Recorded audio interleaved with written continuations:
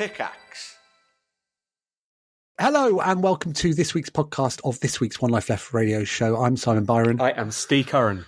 And we're also joined by Andrew Smith from Spilt Milk Studios. Hello, Andrew. Hello. Thank you for having me. It's a different show with three people, isn't it? We should have guests more often. We should. We should do that. We should. If only so they're better than this one. Very enjoyable. How long does the Trash Goblin Kickstarter last for, Andrew? Can you come back on the first show? Yeah. Give us an update. It's the 11th of January, I think. So Plenty of time. Let's do it. So Andrew's on the show talking about Trash Goblin, which you should definitely check out. And I can say that as someone who has personally put his hand into his pocket. Steve, you backed it? Absolutely not. But now I know Andrew's watching. So exactly.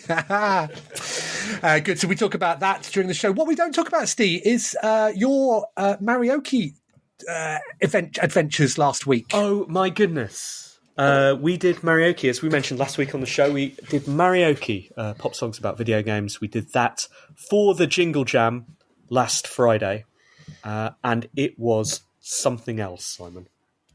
It was. I enjoyed it very much when it eventually started. It was a bit annoying for me because I was. I usually pick my daughter up, I don't know, maybe 5:20 on the days that I'm picking her up. So I thought, you know what I'll do? I'll just watch the start of Maraoke, and then I'll pop off and pick her up, and we'll watch the rest of it. Got to about 5:20. So I then moved Twitch over to my phone, adding to the viewership, Steve. So you didn't have quite that many people watching. I was double counted twice. I had that on in the car as I was driving. I wasn't holding the phone, but it was just on. Still didn't start. I left the phone on in the car while I ran to get my daughter. Get out! Come on, we're going to go back. Go back. And she said, "Why is this on?" When we got into the car, we got home, and you didn't start till almost an hour late. We started prima donnas. Yeah, exactly. Wasn't your rider quite right? No, it wasn't. It wasn't as they said when we arrived. Said, "Don't worry, the start times are all quite relaxed here. We're also going to finish late as well, so don't worry about that." Which was fine by us. We just sort of chilled out in the green room in your office, chatted to people and met all of the creators, had some really, really lovely conversations, and then went into the studio where it'd been set up for us. We hadn't done an online show since COVID, so we hadn't done one for, a couple of years now. And I was like, this is going to be fine. Going to open with a new song. It's going to be brilliant. Just before we went live, one of them said, "Yeah, so there's about 8,000 people watching." Yeah. Genuinely said, "So no pressure." Excellent. I was thinking as I was watching it. Yeah. I was only being counted once by that point. I thought this is probably the biggest audience it's had. It is the biggest audience that Maraoke's ever had. I was reading the reaction, which you probably couldn't do in real. I mean, in that setup where obviously you and I have done it in a slightly different one, but under those circumstances, generally all really positive. Everybody liked it. They were laughing.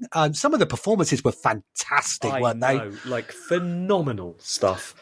What was the audio levels like in the room? They were loud enough. I mean, the tech guys did a brilliant job of setting up our slightly finicky setup. Within the couple of hours we had. And we had a small audience in the room with us, which you probably saw, the creators who were having their Christmas party, essentially, coming to join us and then leaving, and then other ones coming to join us. Had quite a little crowd by the end, and they all seemed to be having an amazing time. Sometimes a little shocked by some of the words. I watched most of it where I could. I was always a little bit wary because my daughter, we actually coincidentally discussed it in the show this week, has learned her first F words, as they're called, but a couple of years ago, she did hear some spicy language off Lewis and Simon when they were doing Jingle Cats. So I always, try and keep the volume slider within arm's reach. I mean, Ed's performance of "I Kissed a Girl" with the lyrics to be reappropriated to be "I effed a bear." I mean, I did wonder what that was like for people that had just tuned in to see the Yogs. I know. To see a man they didn't know singing about effing a bear. And he liked it.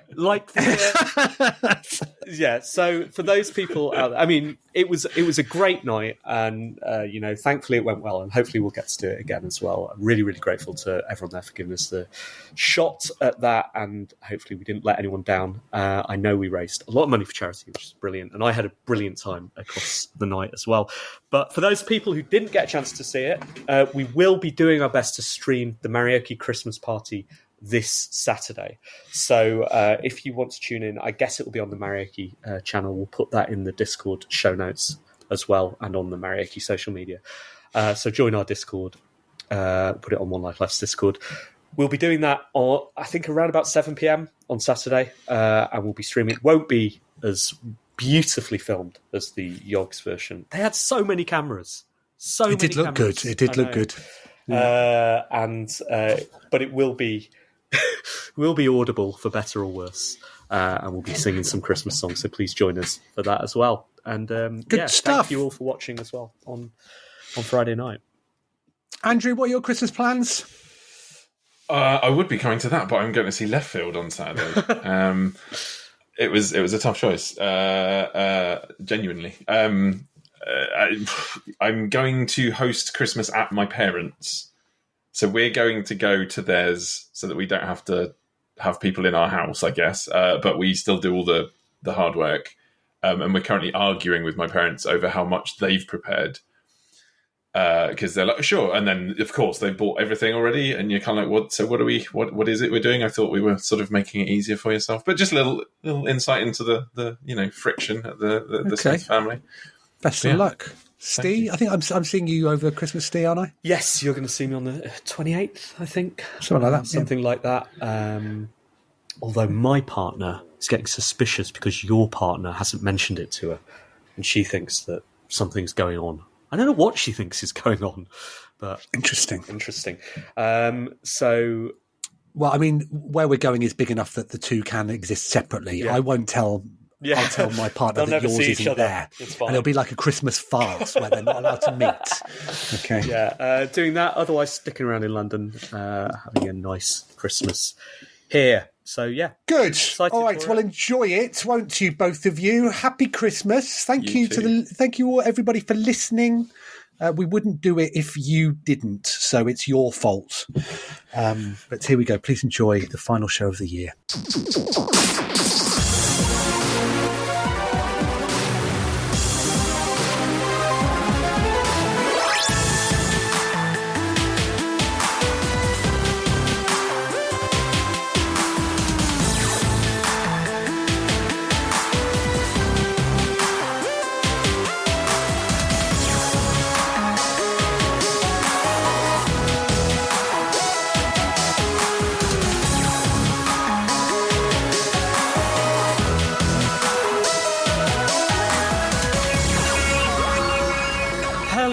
Good evening and welcome to One Life Left on Resonance 104.4 FM. We're a video game radio show, and my name is Ste Curran. Hello, I'm Simon Byron. Hi Simon, how are you today? I'm all right, thank you. Well, I say I'm all right. I'm a bit coldy. I don't know if it's the big one, but hopefully not. A few of the team have got it. I think we've had a third of the team wiped out over the last couple of weeks with COVID. Really? Are you sure? Well, are you? It's like 2020 Are you again. vaccinated, Simon? Are you one of them? Of course not, Steve. I don't know. I don't want Bill Gates knowing where the shed is. He can come around and get me. Have you had your flu jab, though, as well? I haven't. No, I'm not as vulnerable as you, it seems, despite the fact that I think I'm more vulnerable than you. I've had all the jabs. You had all the jabs. I love them. Love them. Fine with Bill Gates knowing where I am. They are pretty Moorish, aren't they? It's been... so I'm okay, but I might need to mute the mic, or you might need to push your new button that you just announced that you've been given in order to mask the fact of me blowing my nose during this show. We do have a new button this week, Riverside, which is the software we use to bring One Life Left together these days, have introduced a new button which is cut all camera feeds. Whoa. Just in case. Whoa. Just in case things start getting a little bit too sexy. It's not summer, so the chances of tops off a clock, low. Oh, but come on, you're not looking... I mean, look at the view we've got today, though, eh? It's an unusual view, isn't it? Because normally it's just me and you, you know, and I quite like that. That's where we can be ourselves. Yep. Isn't it? We can express ourselves. Different today. We're breaking the habit of a season. We've got a guest. You know, and usually we introduce him as an SSG, a super special guest, but this is a super sexy guest. He's a handsome man, isn't he? Hover over that video button, Ste, because it looks like you've logged on to OnlyFans. It's Andrew Smith from Spilt Milk Studios. Hello, Andrew. Hello. I'm not sure I know what to say now, other than, you know, I hope you subscribe to the premium tier. Well, Andrew, you got yourself into this mess because, you know, I don't want listeners to think we've been particularly diligent in arranging a guest for the last episode of the season. Actually, you approached us and said, you know, any chance if I could come on the show in the next few weeks? And we were more than happy to accommodate. Very happy indeed. You could say I forced myself on you, and I only do that with people I've known as long as I've known you two. So yeah. How many times have you been on the show before? Oh, I think this might be the third, so it's not crazy regular. You know, I'm still a treat, I hope. Yeah, no. 3 is it's what we call the biffle number. When you reach 3, something happens. We don't know if it's good or bad. You get a Disney license. Disney start picking up the phone to you then, Andrew. That's what it is. Well, BizDev win right here. That's fabulous. Indeed. Thank you. You know, who knows? Maybe you'll get a special mode in Fortnite like everybody else is at the moment as well. Let's see. Is that coming up in the news, Simon? It is. Yes, it is. All right. Well, we are a video game radio show. We will have the news coming up shortly. After that, we're going to have a chat with Andrew. Then we're going to go on to the letters. Have we had letters this week? We had letter, I think. Yes, I believe we have a minimum of 1. And back end of the show, we'll have reviews as well. Very, very excited about this. Let's get on with the news.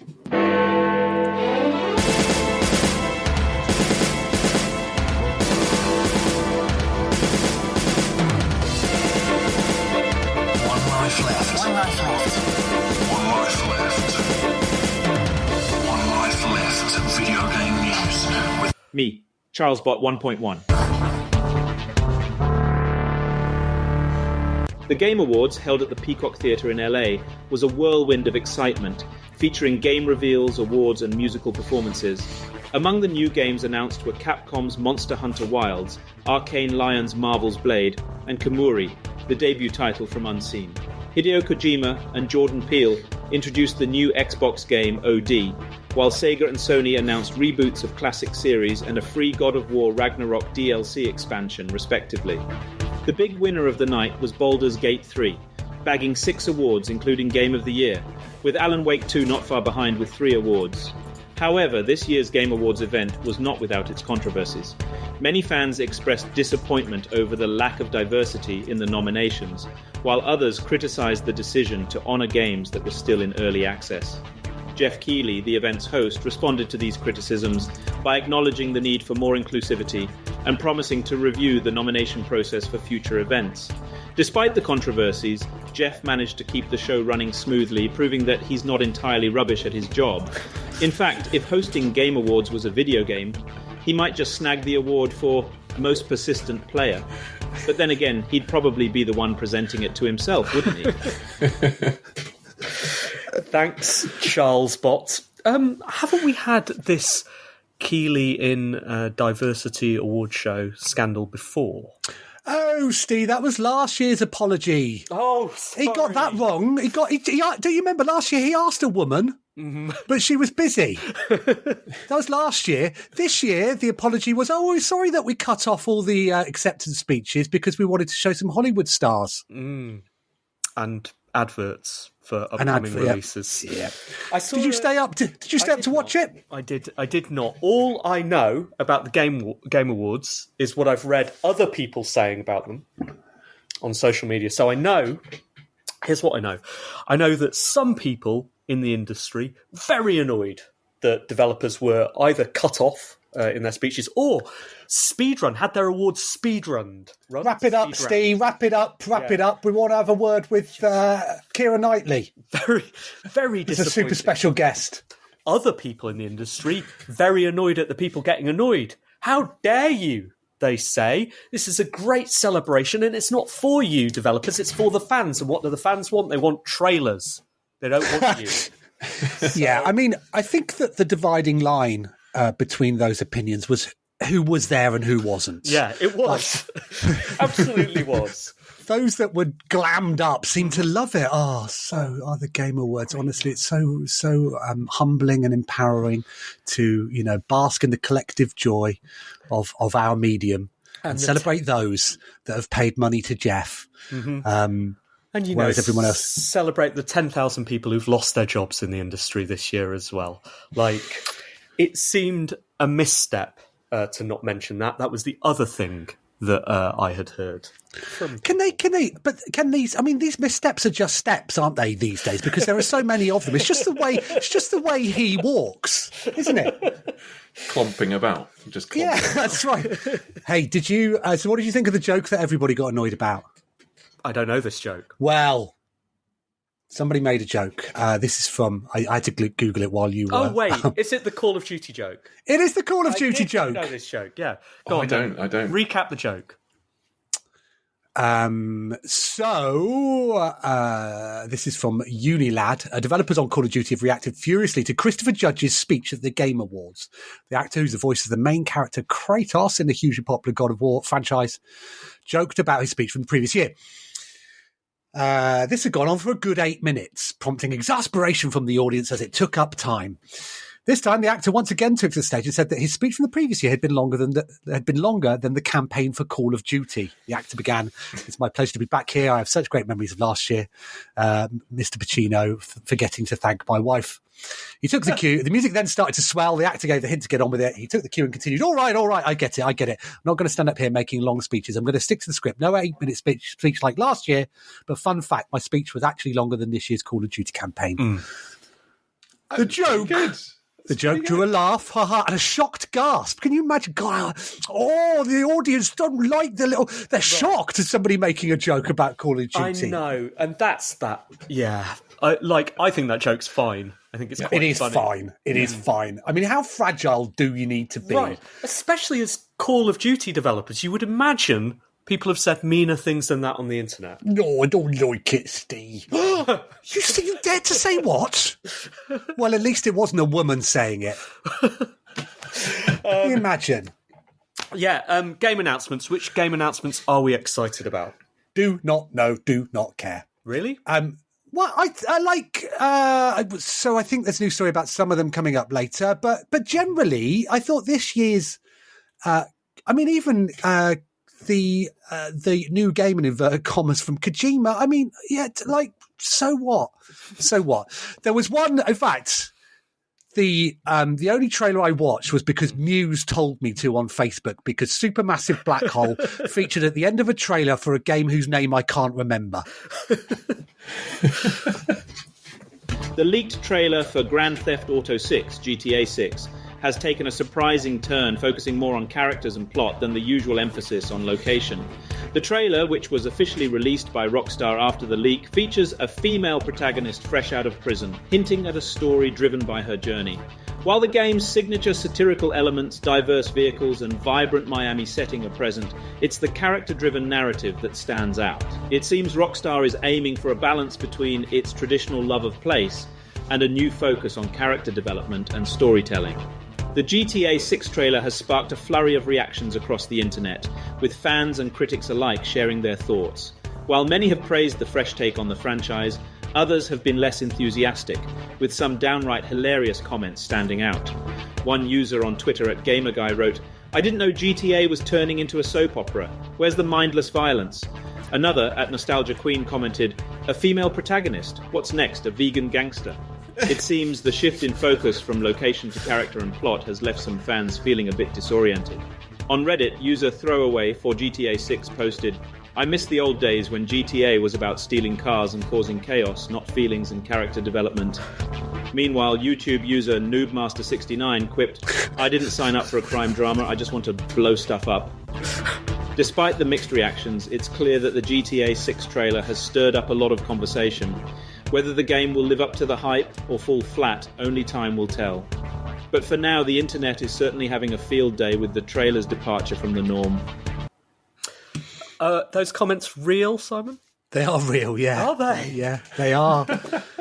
Yeah, I know. They're real people took real time out of their day to register a throwaway account and express their displeasure at a 1.5-minute trailer for a game that's not out for a year and a half, bemoaning the fact that it doesn't show them exactly what they want from it. I would have bet that you had asked Charles Bott to make up some comments from people angry on the internet at this trailer.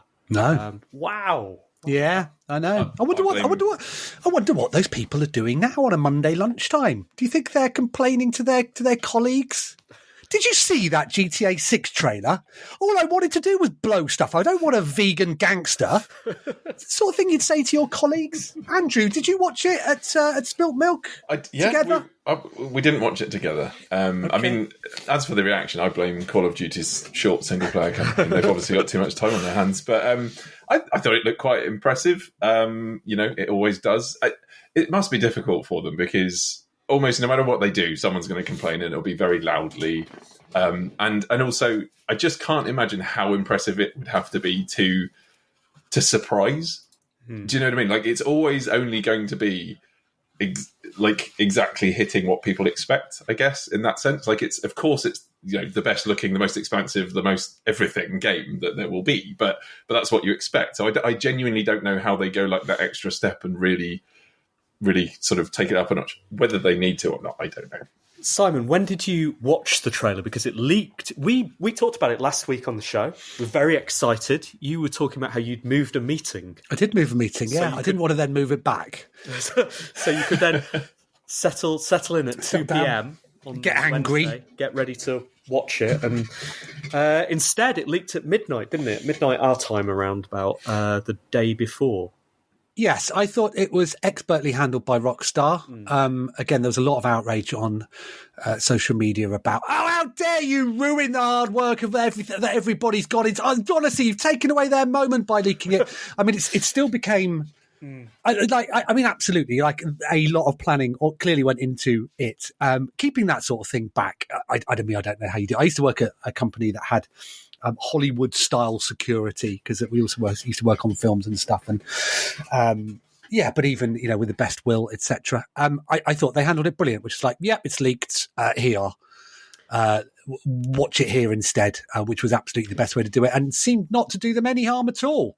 You see, I've also had business dealings with Hollywood-style security, people working on movies and passing around sort of early cuts of that. I was astonished to see that they just shoved them genuinely on You Send It. And they just did they? I saw. Sorry, I didn't see the detail behind the leaks. What happened? No, sorry, not on GTA, but on the stuff that I've seen before. Like, people, early cuts of movies, like, they want to send it from one side of the world to the other. I was like, shocked when I was like, it's just, here's a URL for the movie, just download it, don't give it to anyone. Okay, all right, I won't do. But it's become the most viewed video on YouTube, Ste. Wow. Brackets excluding music videos. Oh. It's the most viewed video on the platform, apart from the ones it's not. A zombie MMO, The Day Before, has seen a dramatic drop in players, losing 3/4 of its base within 2 days of release due to poor reviews. Despite launching in early access, the game has been criticised as a cash grab with a lacklustre offering. In response, the team has rolled out a patch addressing critical issues and improving overall performance. They've also increased the zombie count and in-game currency rewards. However, the game's rocky start, including accusations of scamming and copyright infringement, has left players sceptical. The developers have since apologised for the game's marketing. In a lighter note, it seems The Day Before has joined the illustrious club of games like No Man's Sky and Cyberpunk 2077, where the marketing promised a Michelin-starred feast but the actual game served up more of a soggy sandwich. So I saw this yesterday in a schadenfreude-laden thread on Reddit about it, where people were saying, this drama is much more fun than the actual game is.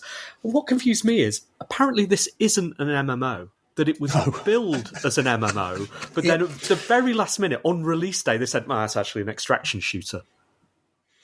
Yep, that's what happened. So apologising for the marketing. I mean, in some ways, sort of like apologising for the store text. I mean, it still says it's an MMO, right? But it's not. The Day Before offers players a uniquely reimagined journey into post-apocalyptic open-world MMO survival. I mean, it is a uniquely reimagined version of an MMO, I guess, by not actually being an MMO. I mean, that is one way of describing it, I suppose. Did you see? So Charlesbot, I was asking Charlesbot to give some examples of some other games whose marketing was bad, and I was expecting the sort of thing like, do you remember that time they (brackets me) biked offal round to journalists to launch Doom 2, or some other sort of crazy stunts? But no, he referenced Cyberpunk and No Man's Sky. Did you see the Hello Games announcement during the Game Awards? No, I mean I know about it because I've seen like 3 comments that say, yeah, that makes sense. Like, why wouldn't you make that game with that tech? So it's called, let me try and remember what I know. It's called something to do with a fire, something to do with a bonfire. Like, don't... So close. Don't light the fire. No fires. Fire something. I mean, you are basically there. I think it would be difficult to not justify giving you half a point if we were on a TV game show. And it's basically, and this is where I'm just inferring from like one person's comment about being able to climb the biggest mountain in a world or something. I imagine rather than a galaxy, they're using tech to generate a world that you can explore in an RPG setting. That's right. I like the fact that, you know, having gone through everything that they did with No Man's Sky and potentially, you know, being a little bit wary about over-promising on their next game, they've gone, actually, it's a map that is as big as Earth, and that mountain that you're referring to, Steve, is actually the size of Everest in game, and you can climb it. Yeah, I can climb it. Yeah, are there sandworms? Who knows? But they've gone all in, and fair play to them. Hopefully they have. They've they are. What's it called? Tell me what it's called. Light No Fire. Come on. And hopefully they are sort of teasing us with these ambitious claims, which will be backed up. And I say that without any sarcasm. I'm looking forward to it. It does look great. Me too. News Story 4 is not working again. Come on. It's always the 4th one. Okay, I'm going to try 5. Sega is pulling out its nostalgia goggles and gearing up to reboot 5 of its iconic franchises: Jet Set Radio, Streets of Rage, Golden Axe, Shinobi, and Crazy Taxi. Shuji Utsumi, the company's co-chief operating officer, has pledged a rebellious, edgy vibe, reminiscent of my own rebellious teenage years, to mirror the original game's spirit. The success of the Persona, Sonic, and Yakuza franchises is bankrolling this trip down memory lane. As for Virtua Fighter, it's currently under scrutiny, much like my attempts to master a roundhouse kick. Leaked footage indicates that the Jet Set Radio reboot is already underway. Now let's imagine some amusing ways Sega could make its games edgy. In Streets of Rage, Axel could start using made-up swear words like FLAAGEN when he gets hit. In Golden Axe, Gilius Thunderhead, the dwarf, might let out a hearty dwarf splat when he takes down an enemy. Shinobi's Joe Musashi could mutter Shuriknit whenever he misses a target. And in Crazy Taxi, the drivers could shout Taxi Tarnation when they narrowly avoid a collision. The possibilities are endless, and the potential for humour is high. Sega's edgy reboot might just have us all laughing and gaming in equal measure. I think Charles has really made the possibilities are endless into his own, absolutely. Hasn't he? When his gears aren't being grounded. Great news in the Byron household this week. My daughter, who is 6 on Friday, was telling me that one of her classmates has introduced naughty words. And she said, and I won't name him. She said, let's call him Jeff. She says, Jeff has told us all about the F word. And I said, oh, okay. I said, do you know what that is? And she said, no, but Jeff keeps telling us about it. I said, oh, right. I said, so do you know what that word could be? And she went, yes. And then she then said the S word. so she thinks the F word is the S word, which I thought was like a lovely concept. Is this game, or any of those 3 games, Sega's Mega Game? I don't believe they are. So that's still under wraps. But yeah, edgy versions of these games coming out. Now, Steve, did you look at any of the videos? So these were announced during the Game Awards? Did not, but heard they were coming. I saw someone's feedback on Jet Set Radio. They said it looked like if you'd asked an AI to make Jet Set Radio. No offence, Charles Bot. Great news. Well, the possibilities are endless, as we know. What did you think? I assume you've watched them as a Game Awards fan. Yeah. No, I've seen very brief clips, and I shrugged my shoulders. Did you like Crazy Taxi? Yeah, back in the day, there's always a danger. I mean, we all enjoyed it on the Dreamcast. It was we were listening to The Offspring. Over you remember those days? Yeah, exactly. Yeah, I mean, it's a game that I absolutely love in theory and consistently play maybe 7 minutes of and then turn off and play something else. Jet Set Radio, another game I love in theory. Try and play it now. Don't love it at all. Jet Set Radio Future, great. We liked that... Bomb Rush Cyberpunk. Yeah, Bomb Rush Cyberpunk. Yeah, but when you think of these games, do you think the only way that they could be approved is just with some F or S words? It does need to be more edgy, doesn't it? All right, let's try news story 4. Fortnite is revving up the fun with its new free-to-play game mode, Rocket Racing. Developed by Rocket League's Psyonix, this Mario Kart-esque arcade racer lets you drift, jump, and slam your way around 26 tracks. It's a fast-paced 12-player experience with ranks to climb, challenges to complete, and XP to earn. Customize your ride with unlockable parts, shared with Rocket League, and make purchases from Fortnite's item shop. Season 0 is just the beginning, with time trials and car cosmetics coming in 2024, along with a track editor. Tomorrow we're promised a Fortnite festival from rock band creator Harmonix. Buckle up, it's going to be a wild ride. As Fortnite continues to innovate and expand, we can only speculate on what other game modes will be introduced next year. Perhaps we'll see a stealth-based mode inspired by Assassin's Creed, or a puzzle-solving mode reminiscent of Portal. Maybe a survival mode influenced by Minecraft, or a city-building mode akin to SimCity is in the cards. Whatever the case, it's clear that Fortnite is not afraid to borrow ideas from other games to keep its gameplay fresh and exciting. We can't wait to see what's next on the horizon. Well, Charles is behind the times, isn't he? Because they've already got Fortnite Minecraft in the shape of the Lego game. Yeah, come on, Charles.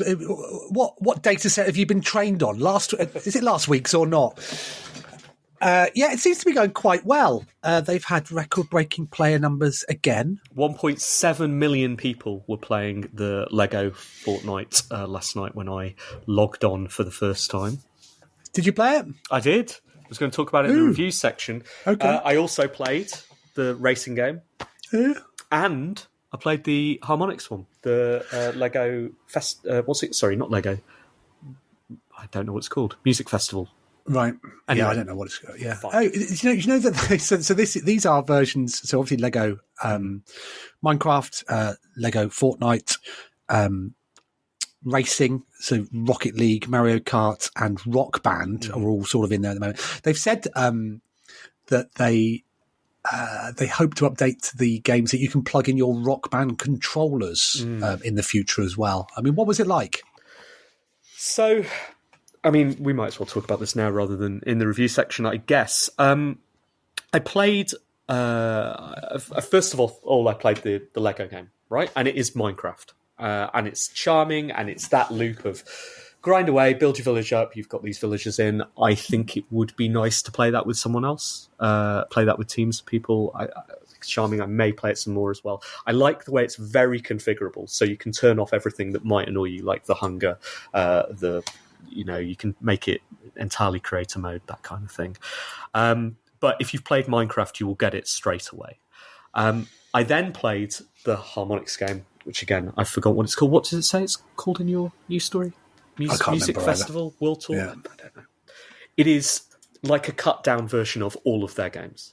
So it is 4 tracks with notes coming towards you. And you use 4 keys on the keyboard, or there's comes some pad implementation as well to just hit those notes. I played 3 songs. I didn't understand the control system for the first 5 bars, and then suddenly got it straight away. And still won, Simon. I was still the best in my team. Olivia Rodrigo's Vampire was the first song. The second one was Lady Gaga. Actually, maybe there was only 2 songs, just those 2. I won both of them, obviously. Very, very easy, found it. And all of the sort of integration with the music, the nice feeling of playing along isn't really there. If you fail, it cuts out the track. If you succeed, it's there. But there isn't really... It feels genuinely a bit weird. But it feels like a harmonics game. It's basically satisfying. And it's impressive it's there. It's probably enough for anyone who wants that kind of low-key rhythm action kick, to get that delivered to them for essentially free, right, with songs that are more modern than Rock Band. Although Rock Band's still being updated, isn't it?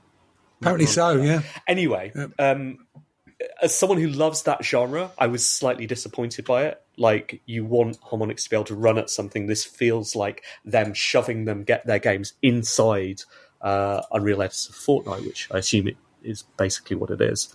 Then I played the racing game, right? And I'm not really a racing game fan or aficionado. Love F-Zero GX, but beyond that, I'm not. I've not played anything more recent, more modern than that, and I absolutely loved it. I thought it was great and full of impact and fast, and it felt really fun. And I was quite good at that as well. Although who knows if it's rigging that to hook me in more, and I'm just playing against dumb bots. I don't know. I came 3rd and 2nd and 3rd, I think, in the races I played. And then I realised that's, I guess, the difference there. I know about one of those genres, like the rhythm action genre, and so I'm slightly disappointed by what I've been offered. Whereas the racing game I really don't know about, and I'm like, this is so cool and amazing and feels brilliant. So it's about my education as much as anything else. Both games get, obviously, 7 out of 10. I would say that's probably the win here, right? Because most people, it's good enough. And that's great. And it just feels...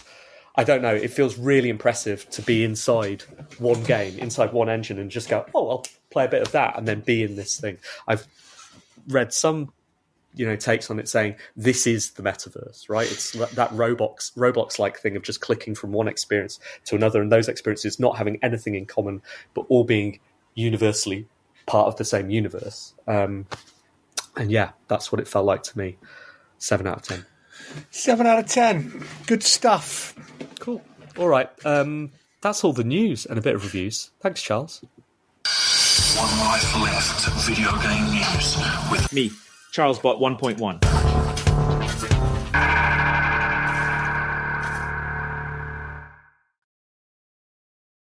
You are listening to One Life Left on Resonance 104.4 FM. We're a video game radio show, but we are also a podcast. You can find that at www.onelifeleft.com. You can find more information at hello.onelifeleft.com. There are links there.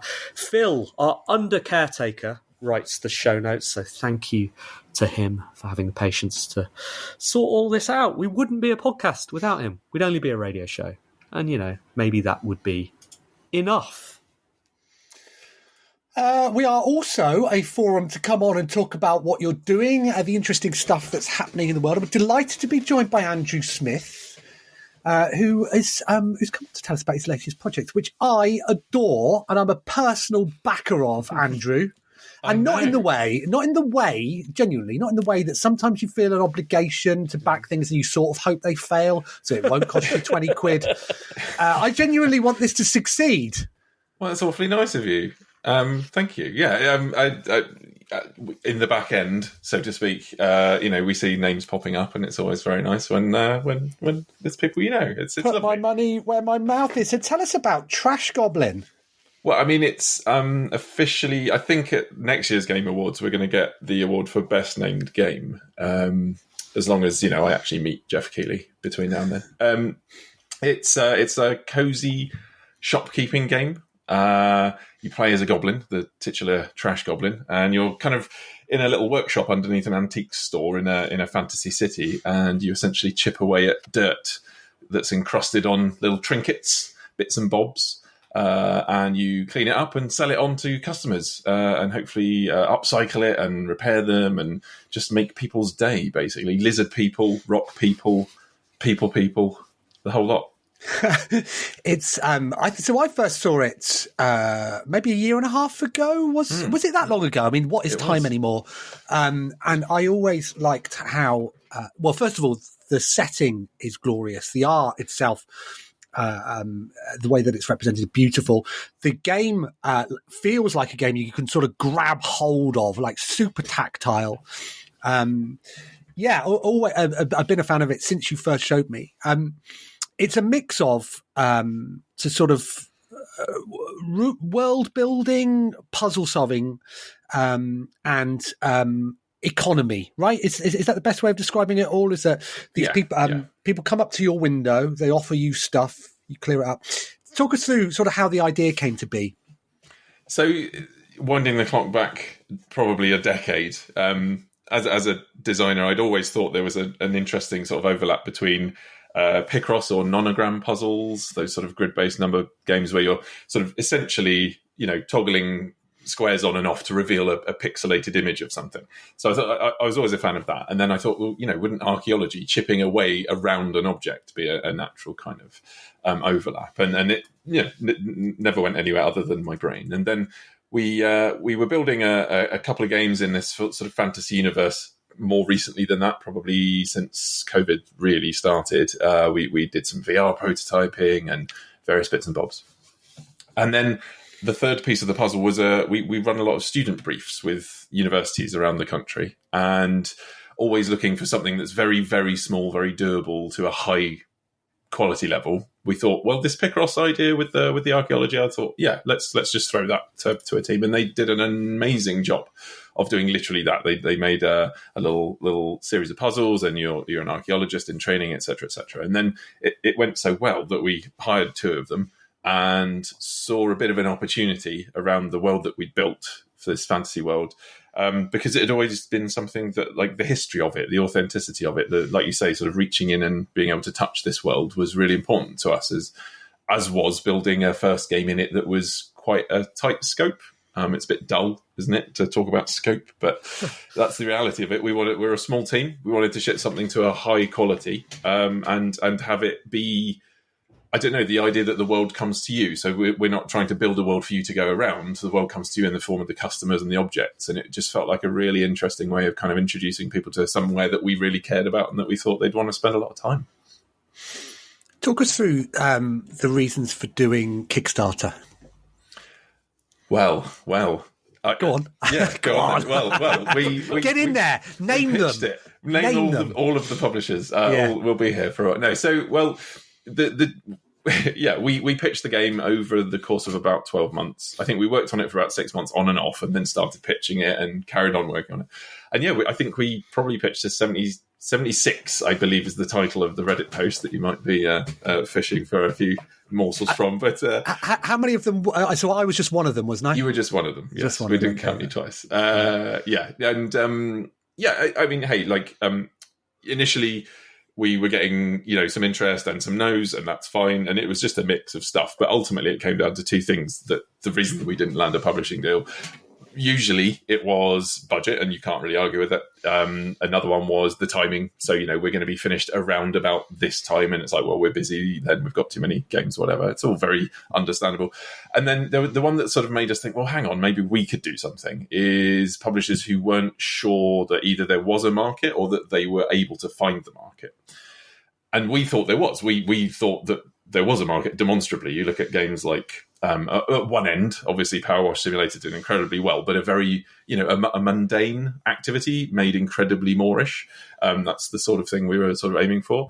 But even games like Strange Horticulture and Potion Craft and Potionomics, lots of little cute little cozy games about running a shop. And we thought, well, we've got an overlap here. And then the art was blowing people away consistently, no matter what the no was. The art was blowing people away. So we were like, well, we know there's an audience for those games. We feel like this has got a twist. So maybe we just find the audience. And that's what the Kickstarter is about. It's partly that and partly the money, honestly. We do a lot of client work and make things. We figure it out somehow. But combining the two, an opportunity to build, a really excited community around the game also react to that community. So we've got a demo out on Steam that exclusively I can announce we're going to be updating because we've had some great feedback. And we're like, well, we can tweak some stuff, so why not? Yeah. There's an element, I guess, of sort of wanting to prove all those publishers wrong as well, is there? It's that. That's the real reason. You've cut the heart. Yeah. Well, because the irony may well be that you enjoy some success on Kickstarter and all the publishers will come sniffing around you again. And at which point you can just, cock a snook at them, as my old headmaster used to say. Cocking a snook at the rules. My snook Are your is dogs barking? In the cupboard. So this was actually part of the. So we'd already decided. So Plan B was always Kickstarter, right? Because we were like, what if, right? What if? So Plan B became Plan A, and when we announced the game, which was a crucial part of building up to the Kickstarter, getting the Steam page, the wish list, etc., that went really well. And we had a few publishers, some of which we've spoken to, and some of which we actually hadn't come to us at that point. We were like, well, now we're talking, right? Like this should happen again, but also whether or not, depending on how successful it is and the right partner, it's all very much sort of led by hopefully cool heads and sensibility. But it would be nice to sort of just blow a big fat raspberry at everyone. Yeah. Give them a worse deal than they would have got. Yeah. It's tricky though, isn't it? Because Kickstarter is a great platform. Ste and I have been through it personally previously. I famously launched the Star Citizen Kickstarter page for a fact which I charged £1,000 for. I know, king of business, me. But it's not a validation of an idea. It's a test of your own sort of reach, right? And the community that builds around you, which is why you've had, big game developers do very well on Kickstarter through ideas that haven't been particularly groundbreaking. On the other hand, you've had some really good ideas that didn't succeed on Kickstarter. I back in a previous job, I was talking to the guys making Hello Neighbor, and that was a Kickstarter that failed, in inverted commas, and yet went on to become, a huge game the year that it came out and spun other cross-media stuff. But it was just the fact that no one knew who this studio was. Another game I worked with, Harold Halibut, that was a failed Kickstarter initially, and that's going to do brilliantly when it comes out next year on Game Pass. And so, it's just important, I think, to recognise that succeeding or failing on Kickstarter isn't down to the success or not of the game. It is just about reach. But you do seem to be doing quite well so far. Thank you. Yeah, it seems to be good. We're ticking all the boxes that you're supposed to at this point. So I think yesterday we broke a quarter funded, which is amazing. And there's they always say there's a rush at the beginning, a rush at the end, and it's kind of flat in the middle. But we're really, really pleased. And importantly, a lot of the feedback. A lot of people are coming to the Discord and leaving comments on the Steam forums and all that good stuff. And honestly, a lot of that was the exposure that we got was through the Wholesome Snack. They run a stream as part of the whole broader Game Awards sort of season, and they're running like a little event on Steam as well. So we're part of that, and the demo's getting a lot more players than we would have normally, and then that hopefully results in people becoming aware of the Kickstarter. But do you read the feedback yourself? Or do you have someone to filter that? I read it myself at the moment. We're small enough that I do that. And I've been doing that for a very long time. In fact, I remember there was a review. You're not supposed to answer the reviews, right, on Steam. And back in the days of Tango Fiesta, someone wrote a review that I just thought was just so, I don't know, missing the point. I was just like, it just seems like all of these things you haven't, we've done a bad job of communicating, whatever, but I responded to it, and there was a bit of a back and forth, and it turns out they were like, I'm sorry I left that, I was actually quite drunk, and then they turned their negative review into a positive because I'd helped them, I don't know, or something, weird, right? So that's a really... How dare you? You're not allowed to do that. No, I listen. So there's been a bit of backlash against Bethesda on responding to the Starfield Steam reviews. I think communicating with your audience, and particularly those that have paid money for your titles, is really important. There is nothing wrong with responding to reviews at all. There can be something wrong in the way that you do it. Yeah. It's very difficult to, so as a concept, there's nothing wrong with it. It's difficult to argue with anything subjective, right? So you stay away from that. I'm sorry you find it boring, but actually it isn't boring. Is the wrong way of going around it. But if people are having technical issues that you can help with, or perhaps they've misunderstood through whoever's fault, some features or some options, that again, responding to that is perfectly fine. So, in that sense, Andrew, you were well within your rights to do so. I just assume everyone's drunk when they're writing it now. So, because what you should do is get drunk and then respond and go, F you! Yeah. I'm a particular fan of developer responses to Steam reviews. Like, I curate my own screen captured selection, particularly ones that always begin with, thanks for your feedback. Yeah, exactly, yeah. Take a breath. Now let's get into it. I love it. So you did nothing wrong, and you turned lead into gold. You switched them. Well done. Right. I'm a little review goblin. You're an alchemist. Little review goblin. Good. So, when's it out? When's it done? Well, we're aiming for early access on PC Steam sort of summer next year is what we're saying at the moment. That will sort of bend and flex depending on what happens between now and then. And then that, if we hit that, I think we're talking about like the full release the next year some point. But we're not going to pick a date yet. But yeah, it's exciting. We're trundling away, enjoying it, and riding the wave. Where can people find out more? How can they access the Kickstarter? Well, they can search for Trash Goblin Kickstarter is genuinely the simplest way. Or you could just find it on Steam the same way Trash Goblin Steam will find the page and all the news and everything. We'd love to hear what people think of it. Fabulous. All right, we've got to get on with it. It's time for the letters or letter. Is it, or is the theme broken? It's all right. Let's do it without the theme. We've not got time for the theme.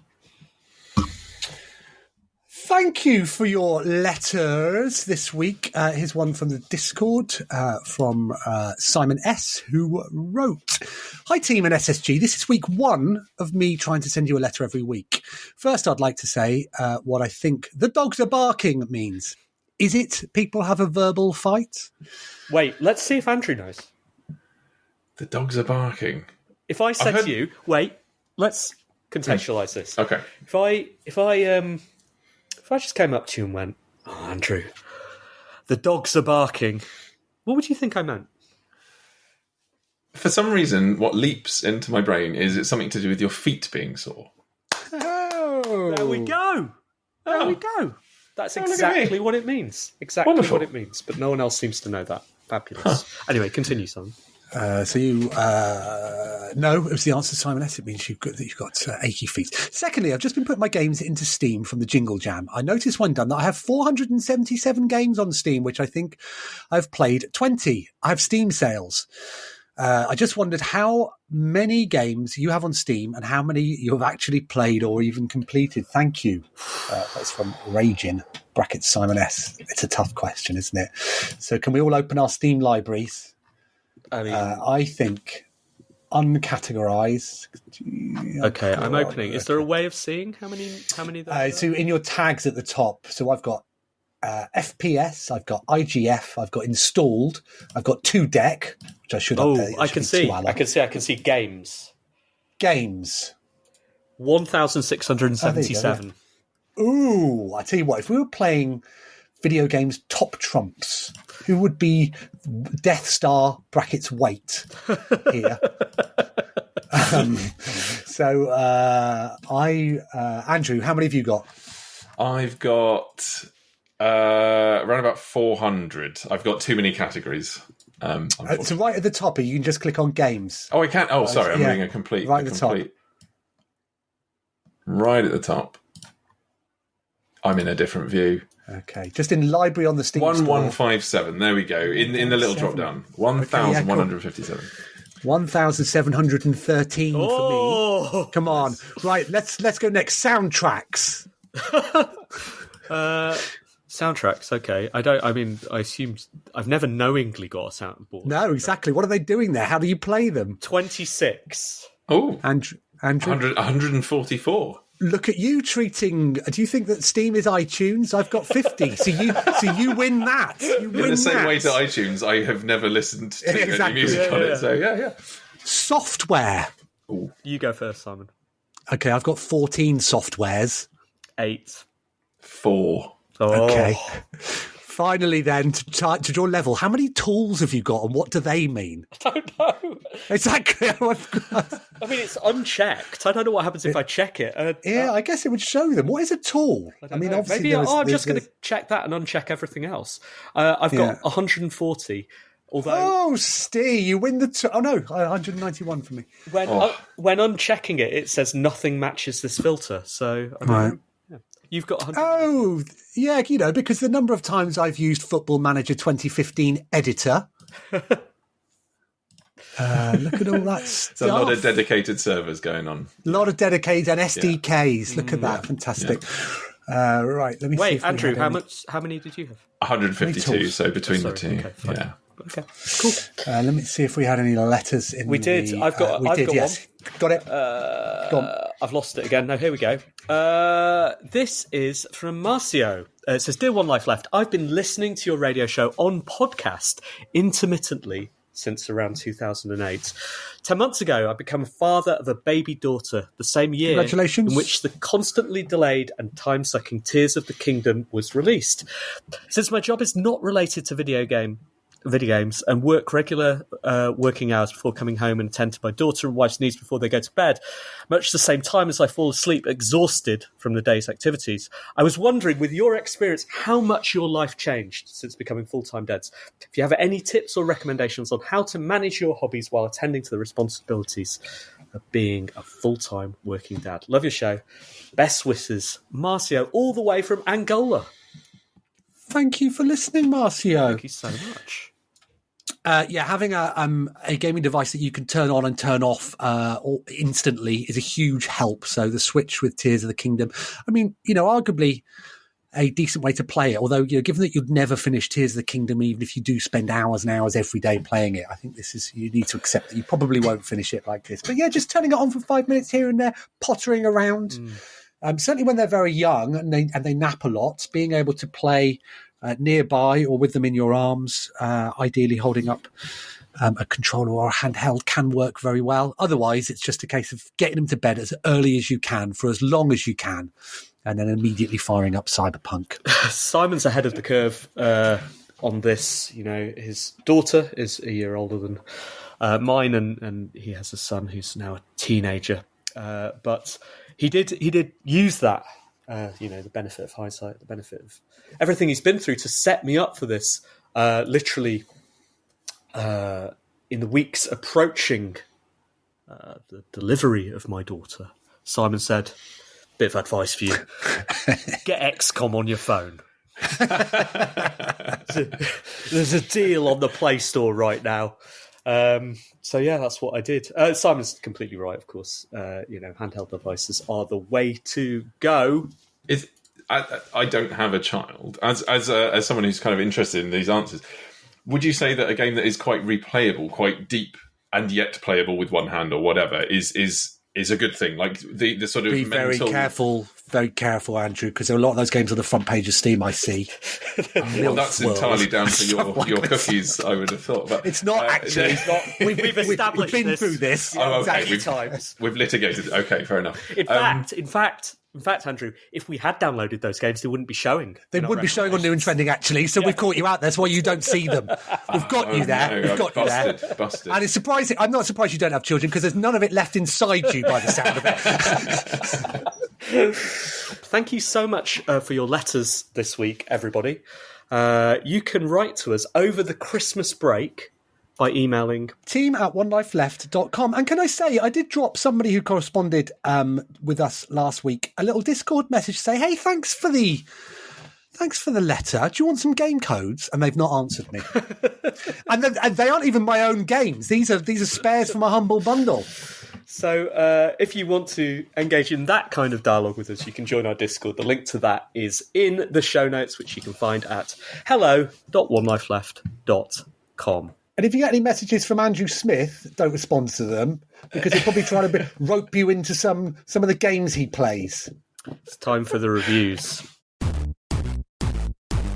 So, I already talked about what I was playing earlier in the show. I've been playing, Lego Minecraft, as it is. I've been playing the other games on the Epic Games Store that come through Fortnite. It's all really, really impressive.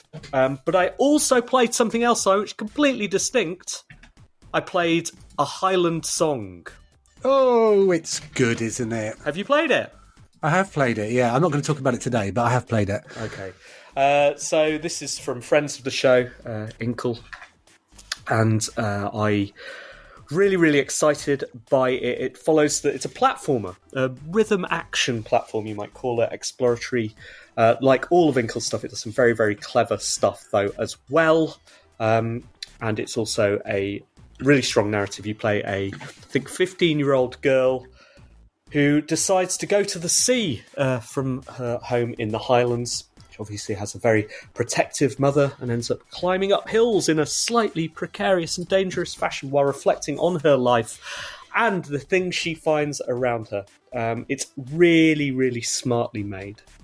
And the way it tells the story as you're exploring is really, really impressive. Also impressive is the way it shows you this kind of vista, which is made in parallax of 2D mountains that you explore, and then you sort of move between them by finding routes between those slices of the mountain hillscape. And you do that by climbing up to the best vantage point and comparing what you're seeing on the horizon with notes you found littered around the hillside. It's a very, very, very clever mechanic. I find sometimes being lost and being afraid that you're making the wrong choices under the time pressure of having to be somewhere in 5 days, I'm finding that quite challenging emotionally and in gameplay sense as well. But I have a feeling, knowing Inkle, that's part of the game. And actually, the beauty of this is in replayability as much as anything else. I'm the sort of player who wants to see everything, and I do not believe that is possible. And so that tension is challenging me at the moment, but I'm really excited to go back to it. I think it's great. 7 out of 10. Music's good as well, isn't it? I really, really like the music. I'm a big fan of that style. Yeah. I've been playing a couple of games this week. I've been playing Shadow Gambit, The Cursed Crew, which was Mimi's final game. They're the studio behind Shadow Tactics and Commandos.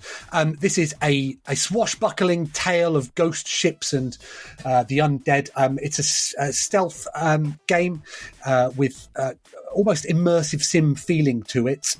Lots of different ways of approaching each of the sort of self-contained islands, puzzles that you have, some of which you revisit. Lots of fun, looks beautiful, very, very, very clever.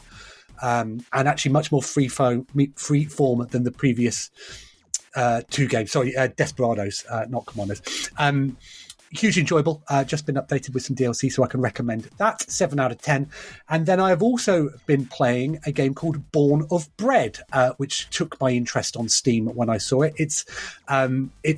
It's Paper Mario made by a different studio. It's a similar style, 2D characters over a 3D world, with the same sort of rhythm action, turn-based combat that Paper Mario introduced. It's absolutely gorgeous. It's funny. You play a boy made of bread, and it's as silly and as fun as that sounds. Really do recommend checking it out. It's just an absolute joy to play and look at. 7 out of 10. Andrew? Well, I've still playing Baldur's Gate 3 because there's 4 of us playing it, and we're insisting that we play it together at all times. I mean, it's incredible. It's expansive. It's kind of mind-boggling. I've only just got to Baldur's Gate: The City, which is sort of the start of Chapter 3, and so far it has completely sort of blown us away. As a player, I'm just thrilled by it. and all of the opportunities and the way it reacts to you. And as a developer, I'm kind of shocked into sort of. I just don't know how they do it. My brain won't engage with trying to figure it out because I'll just get sad. It's incredible, absolutely amazing. Strong 7 out of 10, that one.